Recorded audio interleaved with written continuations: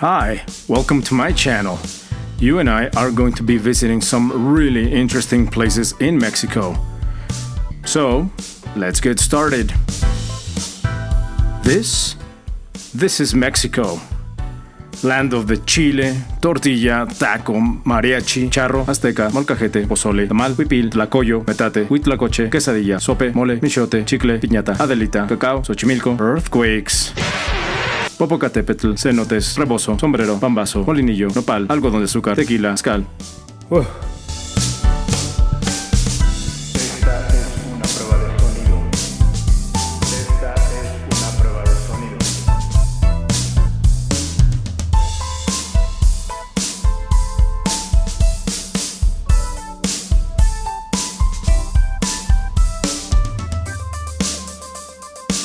Just a couple of miles from the very heart of downtown Mexico City, the Monumento de la Revolucion stands tall, iconic, impressive, majestic. It's found in the Plaza de la República, and that's where we're heading up right now. Now, what you see now originally wasn't really the plan. In fact, far from it. What we can see now, underground gallery museum, and what we can see in this vast esplanade, pretty much several activities like rollerblading, skating, dancing, walking, kids running around, and a few other things. Getting to the top of the monument at about 52 meters or 170 feet, we find the first viewpoint, which is a 360-degree view of the city. And after that, a little higher at about 213 feet, we find the Linternilla, which is another 360-degree viewpoint, which I will show you in a little bit. At the top of each of the four columns, there is a sculpture representation of the independence, reform laws, agrarian reform, and workers' reform by artist and sculptor Oliverio Martinez. This was originally planned to be the new legislative palace as planned by Porfirio Diaz, president at the time, whose intention was clearly to set his name in just about every landmark at the time. Émile Bernard was the chosen architect for the colossal project 1 decade before the Revolution.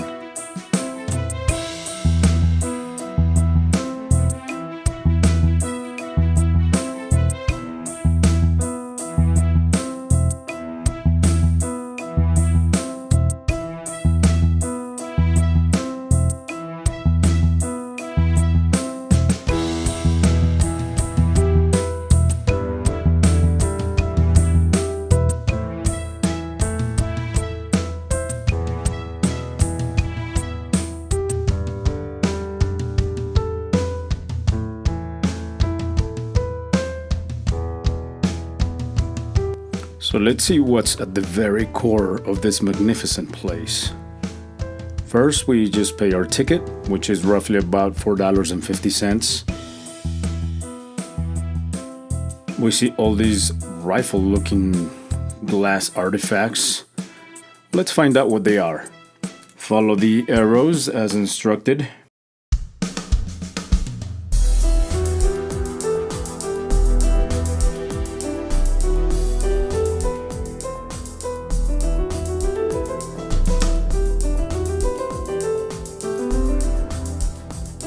Like glass rifles, more of them. Apparently they're all over. They're part of what's called Bajo la Mira, under the sight, and it's 1,000 glass rifles and 1,000 glass bullets.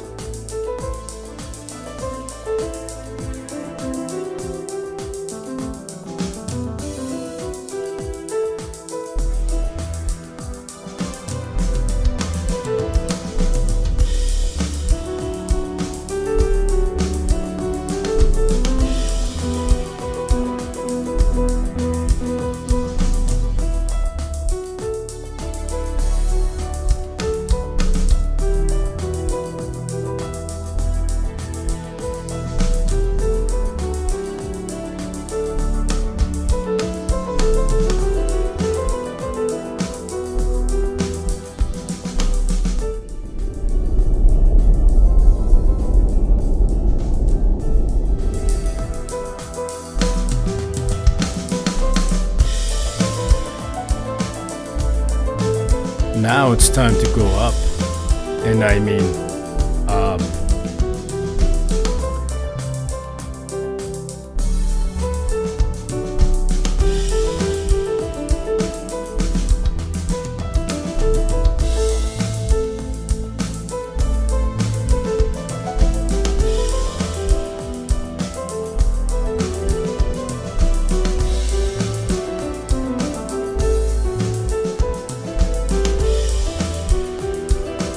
I have to confess, first thing, I am afraid of heights, so this is altogether a mental challenge for me. But I will do it, and I will do it for you.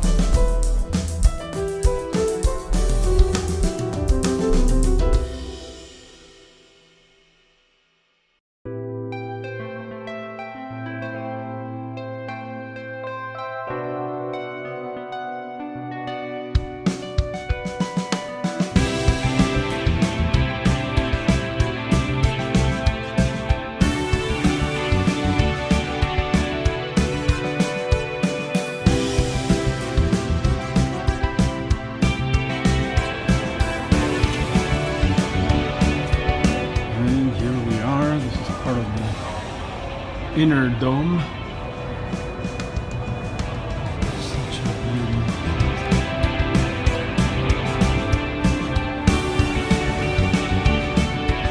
This is here.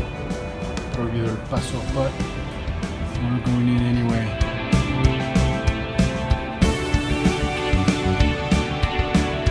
There must be monsters out there. Something mysterious is going on.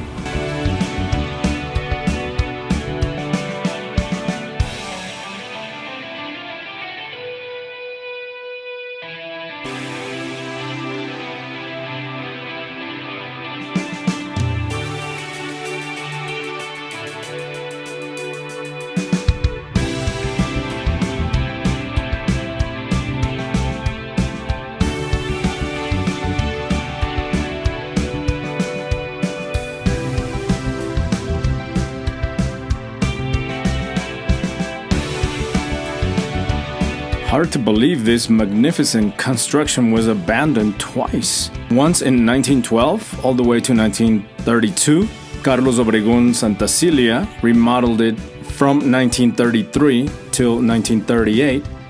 But in 1970, the curved elevator broke.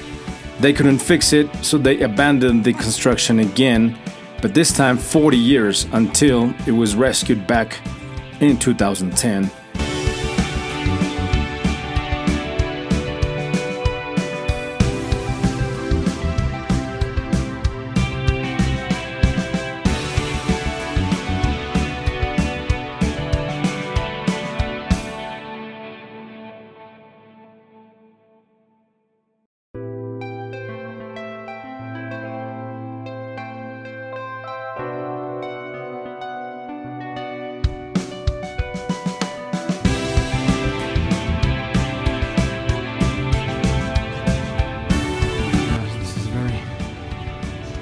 Very mysterious.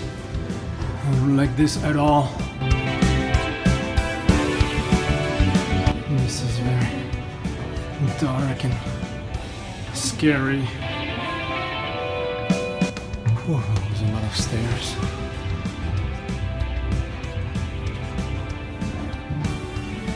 Tornilla.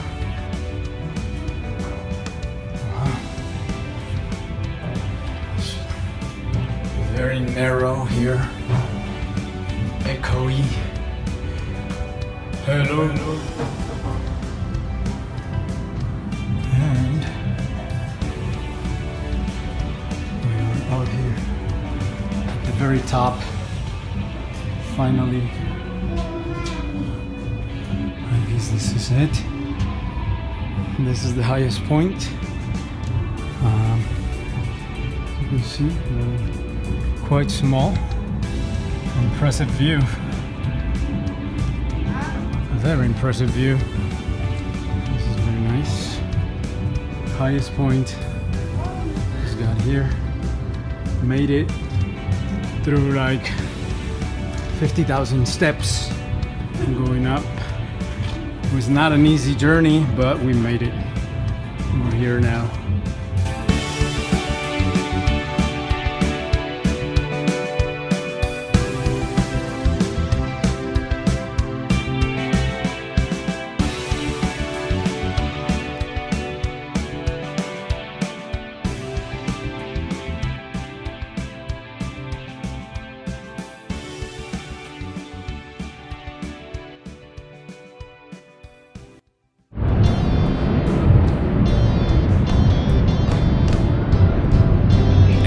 From the top viewpoint of the Monumento a la Revolución, I give you the sounds of the city.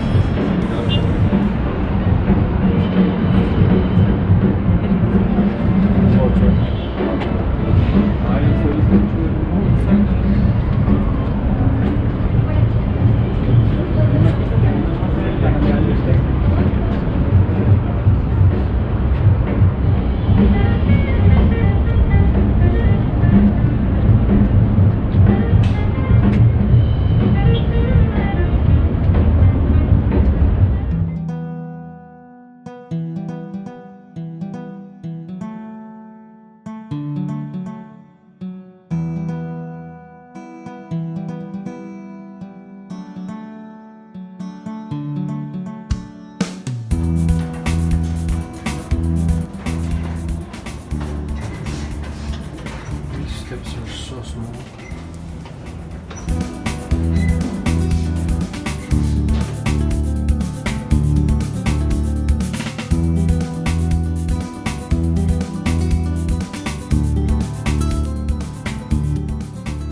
And this is where the plot thickens. A fellow by the name of Porfirio Diaz, the Mexican president at the time, invited over a couple of other fine fellows from France, the Lumiere brothers. These guys invented the filmmaker, and this is how the Mexican Revolution was captured in film. First revolution ever, and of course the first event of the kind ever recorded.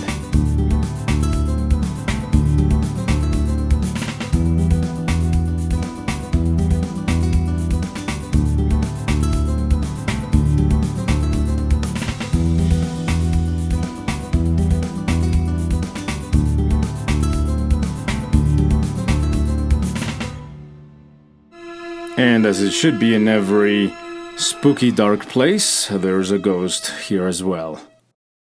Now we're looking at the inside of the structure itself, and we see all these rivets and tensioners are supposed to be holding up in case of an earthquake, and apparently they've done a really good job since this building has survived several of them.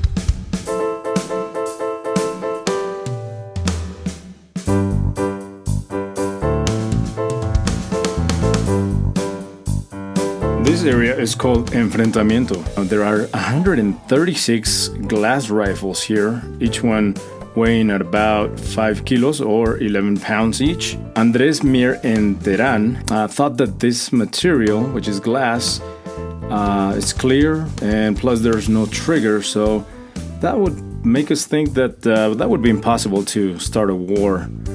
And in turn, we would get it as an invitation to rethink the concept of weapons and into a revolution of thought.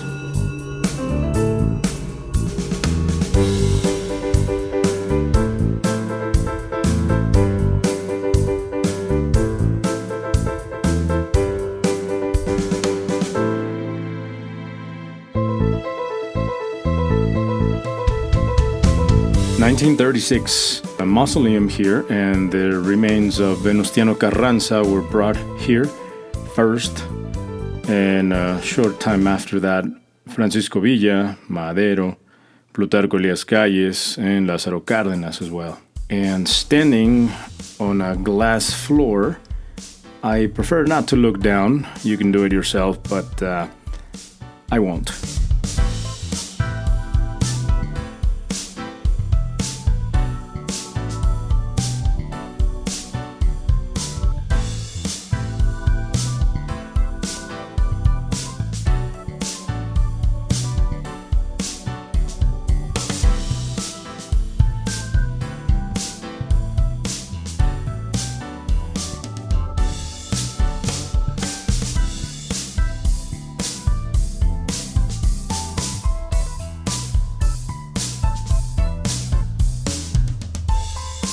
Both Zapata and Villa, leaders of the revolution, were invited to sit on the presidential chair. But Zapata said, "No, absolutely not. Stop it. Stop the madness. Stop the madness already." And he decided not to sit on the chair because it was cursed. He thought that a good person would sit on it and he would get up being a wicked person. But someone else wasn't about to give up such privilege.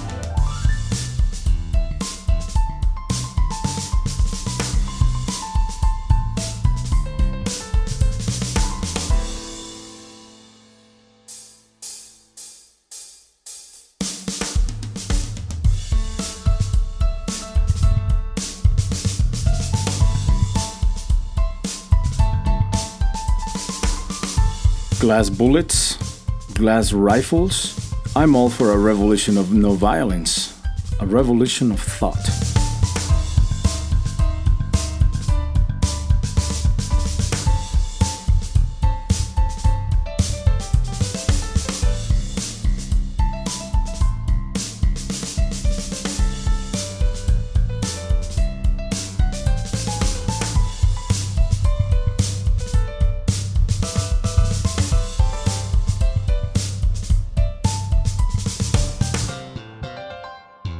And this is quite the scene to be enjoyed in a hot Mexico City summer day, or just about any time of the year.